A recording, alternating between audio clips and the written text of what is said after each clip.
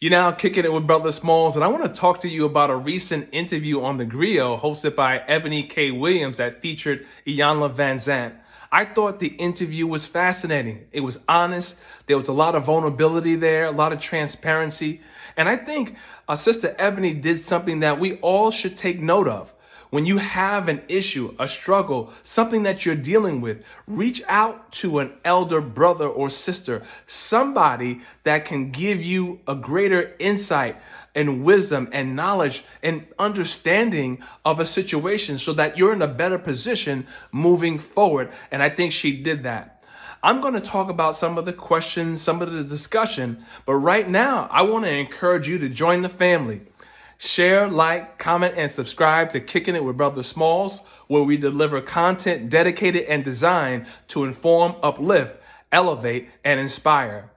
How we can create and not build when some of us, quite frankly, feel that the men that are available to us, and I'm talking about across the color spectrum, across the age spectrum, trust me, I've done them all, they are not positioned to protect nor provide because of some of the statistics we just talked about. They're not earning the incomes. They're not having the resources, and some of them are not even showing up in the leadership.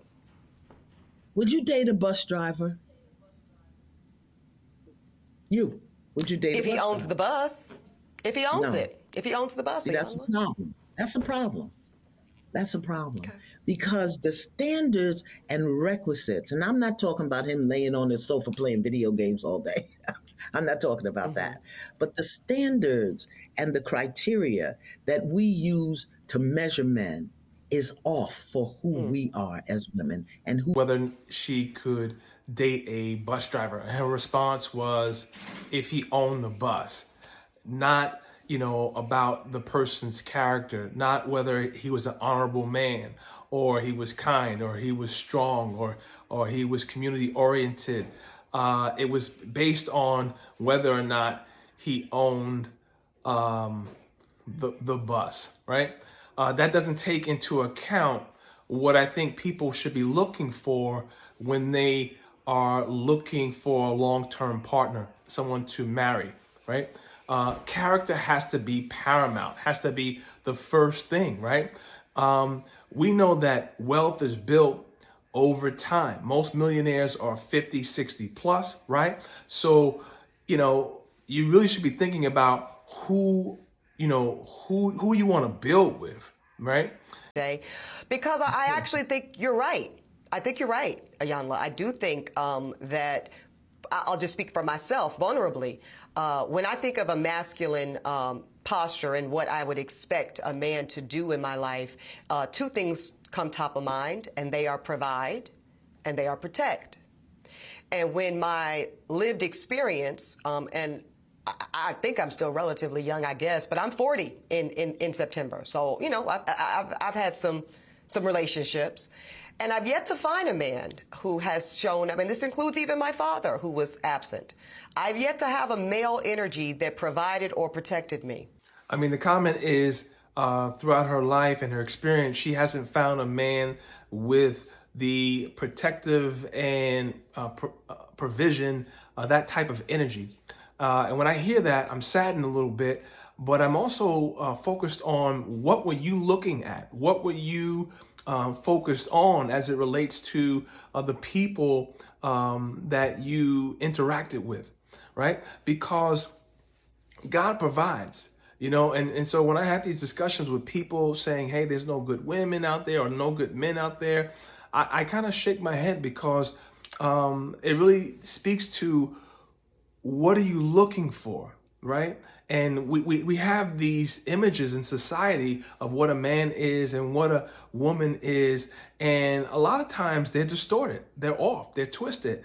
And when you have those, then obviously what you find is not going to be satisfying to you, right? And then the other thing I would like to say is that you have to allow, no one makes you do anything. You have to allow someone, to have that position in your life, right? And so if you give off an energy like, hey, you know what? I don't need you. I can do it by myself. What you gonna do for me and all this other stuff, then very often the energy would be like, okay, do you. You know what I'm saying? Most people don't necessarily respond with that type of energy. All right. Heavy D used to have a song, I want somebody to love me for me, right? Love me for me. Love me, so that level of tenderness, submissiveness, I don't want that to be done out of rote or out of necessarily a duty. I want you to be here with me in this space because you want to be here. One thing before you leave us, I have to ask one thing about dating. The reality is there are more men right now, Iyanla, on dating apps and seeking partnership than there even are women, contrary to popular belief. And a lot of men say that they're struggling, probably because of what you named earlier, probably because the expectations of many of the women are out of sync with what society is offering at this point in time, blah, blah, blah, blah, blah, blah, blah. How do women adjust our energy so that we are more successful when it comes to dating? If we're looking to date. Do we just want to date or do we want to be partnered? That's one thing. Y'all remember in Coming to America, that scene where Eddie Murphy meets his bride to be, the engagement with the beautiful Vanessa Bell Calloway. She's stunning. She's coming down the aisle, right? But when he just takes a moment to try to learn who this person is, he doesn't. He finds just someone who is just trained to do and say what he wants to do or say. I don't believe folks want that. I know I don't want that. I think in the movie it was like he wanted someone with uniqueness and individuality and personality, right? But someone who also understood that we're on the same team, right? And I think that's the challenge too, because in today's society, it almost seems like men and women are at odds. No, we're on the same team. We're not to compete with one another. We're here to support and agree with one another. All right, two are better than one. Right? And so how can two walk together unless they agree? There has to be an agreement, and there has to be a structure. And sometimes I had an interview with the beautiful V Mindful, and I asked her, for I guess high powered women or women of influence and affluence, would they be able to marry or take seriously someone who worked at the post office? She said yes. I mean, she said yes, especially if a person displayed the characteristics of protection and provision and had the right mind frame and mindset and had some goals and that sort of thing. And that was encouraging to hear, but you don't necessarily hear that all the time, right? And the other thing is, in those situations where you might have the female making more money, right? Who leads the household, right? Who leads the household? So if we're questioning, okay, who leads the household, then there's an issue there, right? And so I think the definitions, what leadership is, what submission is. I mean, submission is not a bad word. Okay, you have to submit. Submission is required for learning. Who you marry is the second most important decision you can make in your life, in my opinion. First is your relationship with God. Second is who you marry, because it has generational impact, right?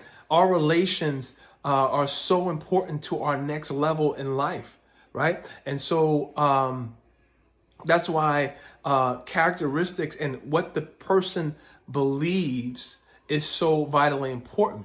Strengthen, grow me into my authentic and original being. And inside, I'm not guarded. I'm not harsh. I'm not brutal. I'm not violent. I'm not violent in my speaking. Women speaking today is so violent toward themselves and toward one another.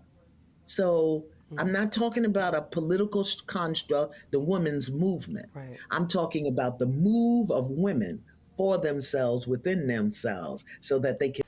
I want to thank again Sister Eboni K. Williams and Sister Iyanla Vanzant for just a riveting interview, very interesting interview, and especially for Sister Eboni.